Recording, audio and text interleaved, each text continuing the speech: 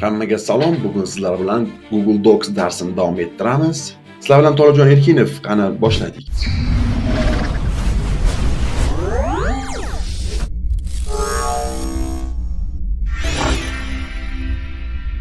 Bugun ko'rib o'tadigan narsamiz nima? Bugun ko'rib o'tadigan narsamiz jadvallar bilan ishlash. Google Docs jadvallar bilan ishlash Word'dagi nisbatan ancha qulayroq. Qani uni ko'ramiz. Insert qismiga o'tamiz. Bizda table qismi bor. Table qismida ko'rishimiz mumkin ataklarni. Bu yerda 20-20 o'lchamda ochiladi. Maksimalniy bu. Xo'p, bizga kerak bo'ladigan. Xo'p, bo'lmasa building blocks qismini bosamiz. Bu yerda produktlar o'sha kerak bo'ladigan ro'yxatlar turibdi. View more qismini bossak, bizda dizayn ko'rinishlar kelib chiqadi. Qanaqa stillar kerak sizlarga, shu yerdan o'zingizlarga mosini tanlashingiz mumkin. Biz o'zimiz yaratmoqchimiz. Insert table shu yerdan ochaveramiz. O'zimizga kerakli necha bo'lsa, 4 ga 5. Xo'p, bu yerda mana jadval hosil bo'ldi. Buni yopib qo'ysa ham bo'ladi. Endi jadvalni ko'rib turibmiz. Yozib chiqaman raqamlar 1 2 3 4 5. Xo'p, endi bizga kerak bo'ladi birdan keyin pastga ham yozib qo'ying 2 3 4. Birdan keyin yangi ustun qo'shmoqchiman. Kelamiz, shu ustun plus chiqyapti, mana bossak ustun qo'shib beradi. Ikkidan keyin bo'lsa mana keyin ustiga bitta kirib olsak, mana qo'shib beraveradi. Pastga ham keldik, mana plus.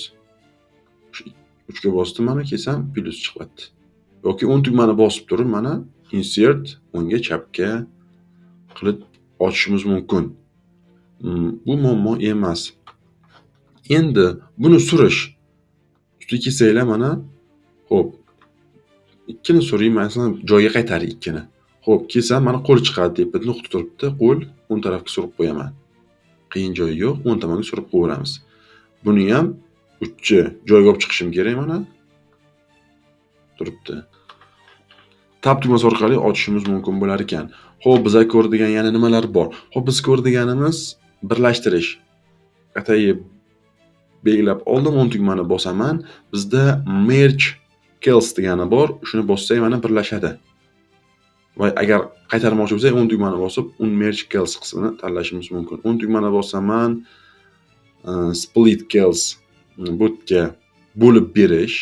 Masalan, birlashtirgan katagimizni 10 tugmani bosdim, merge qildim. Endi shuni bo'lishimiz kerak 2 ga. 2 ga bo'lishimiz kerak, split cells bosaman. Bitta katagi nimaga 2 ga bo'lgan? Hop, split mana 2 ga bo'ldi bunaqasiga. Agar qaytarib turaman, 10 tugmani bosib yana split qismiga kiraman. Endi 2 ga bo'l, o'sha ustunlik ko'rinishda. Mana ustunlik ko'rinishida 2 ga bo'lib berdi. Wordman bir xil. Jadval bilan bog'liq darslarimiz hozircha shulardan iborat. Yana qo'shimcha mavzulari bor. Alohida yana unga to'xtalib o'tamiz. Savol va takliflaringiz bo'lsa, kommentariyada qoldiring. Qaysi joylarda sizda tushunmaganingiz bo'lsa, so'rashingiz mumkin. Keyingi darslarda ko'rishguncha